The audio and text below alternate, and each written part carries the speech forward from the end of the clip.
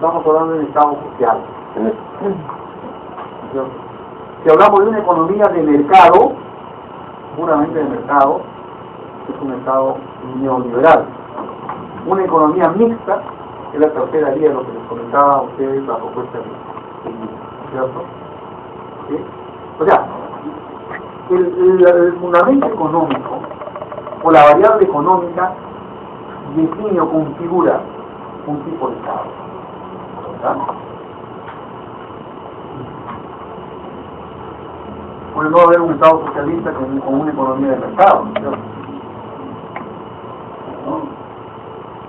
¿Y cuáles son las clases o los grupos sociales dominantes?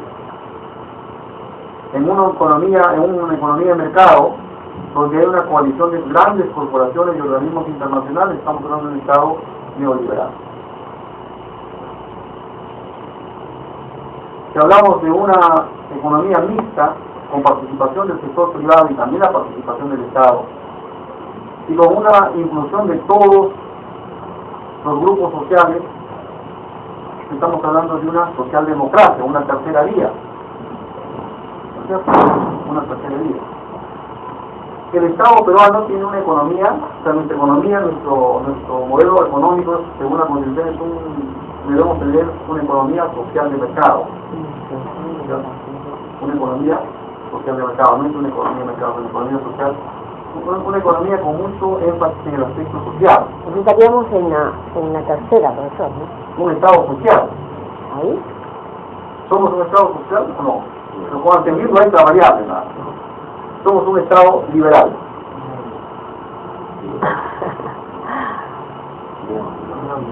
Aquí estamos considerando solo dos variables. La variable económica y la variable política. Nuestra sociedad. Pero yo no creo que seamos un Estado neoliberal. Tal vez nos acercamos a una tercera vía, a un Estado, a esta forma de Estado, donde hay participación del sector privado, fuerte participación del sector privado, y también hay participación del Estado. Tenemos muchas actividades donde hay participación del Estado, ¿no? Ahora más Perú se metió a las labores de exploración, etc.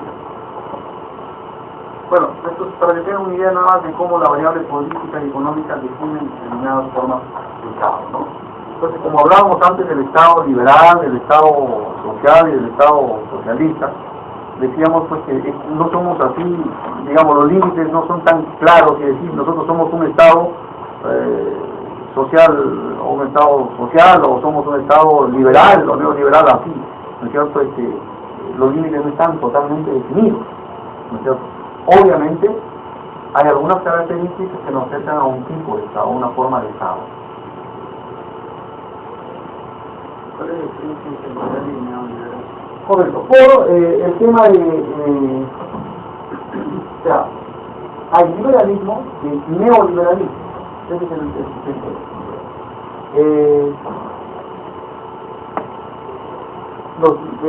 neoliberalismo es una corriente más moderna, ¿cierto? Que trata de aclarar, de mejorar los postulados del liberalismo clásico, ¿cierto? Es decir, nuevo liberalismo, nuevo liberalismo, un liberalismo más, según sus defensores, más humano, con más énfasis social, ya no mucho peso en el individualismo, ¿no es cierto? Una economía la corporación de mercado, pero con algún énfasis en el aspecto social.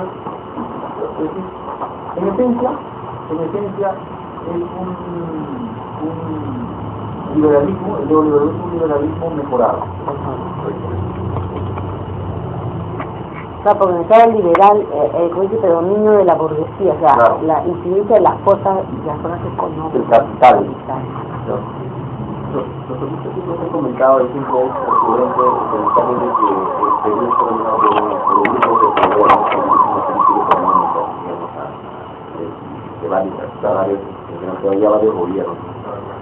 Por eso, si nosotros aceptamos que las políticas del Estado son fuertemente o reciben una gran influencia del sector privado, de grupos de poder, ¿correcto? Primero vamos a decir que el Estado no es autónomo. De cajón decimos que el Estado no tiene autonomía para formular políticas públicas. ¿Por qué? Porque dice confía, ¿quiere que haga esto o no quiere que haga esto? ¿No es cierto? O grupo Romero, o grupo Brecht, o grupo tal, ¿quiere que haga estas carreteras o estas cosas, internet o no? ¿Correcto? Y así primero diríamos que no es un Estado autónomo, punto uno. Y punto dos, si hay un predominio de los grupos de poder, de los grupos económicos en el diseño de políticas públicas, etcétera, y por otro lado tenemos una economía de mercado, decimos que esto configura un Estado liberal. ¿Correcto? ¿Por qué? Porque en el aspecto económico le estamos dando mucha importancia al mercado como asignador, como mejor asignador de recursos.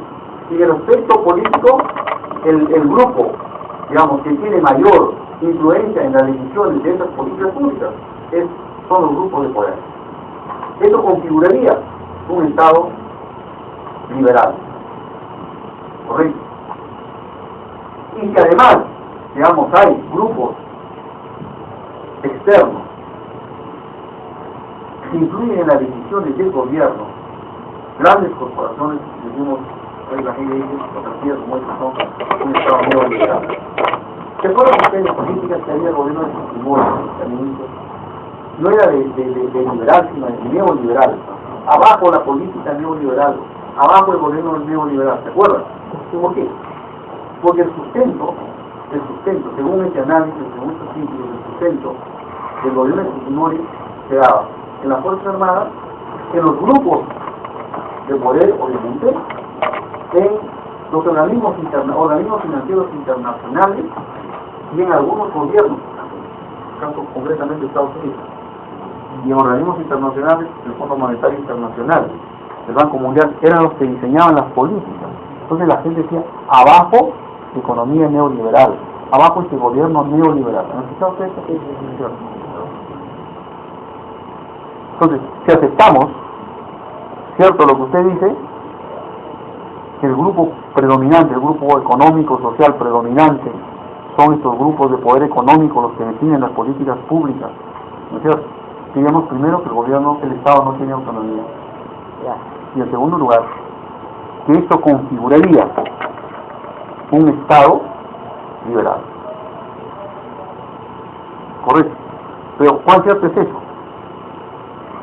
O sea, hay una visión obviamente que el Estado ha estado sigue capturado por los grupos de poder económico. Yo mi posición personal es que no es así. Que el Estado no está capturado por estos grupos de poder económico. Es decir, porque hacen un galileo o hacen un lobby, ¿cierto? Eso es verdad, para, digamos, defender y buscar defender sus intereses y buscar sus beneficios. Pero es racional, es lógico, cualquier empresa, cualquier persona actuaría de esta manera tratando de buscar el mayor beneficio. Sí, depende del Estado. O sea, el lobby es un tema legal. Lo que sí existe es que tenemos un Estado débil frente al poder económico. No está capturado, porque la captura del Estado implica que ellos diseñan las leyes. O sea, ¿para qué tenemos entonces los 120 congresistas que pues, 130 son... ¿Qué cosas? ¿Qué hacen estos tipos legislando si las leyes se hacen qué cosas en la oficina de una gran corporación? O sea, eso sería captura. Ellos establecen las leyes, ellos se hacen los decretos superiores. ¿Por qué? Porque las políticas públicas, muchas políticas públicas se basan en una constitución, se basan en las leyes y se expresan en determinadas normas. Entonces, ¿eso ocurre o no ocurre? Entonces hay una posición de que efectivamente el Estado está capturado, es rehén. Eso dice la CGT, dicen los sindicatos, el Estado es rehén de los ricos, de los grupos ricos. Pero no es tan cierto eso. Lo que sí tenemos es un Estado incompetente, débil, Se deja manipular, se deja débil frente al grupo de poder. Estos temas son súper interesantes.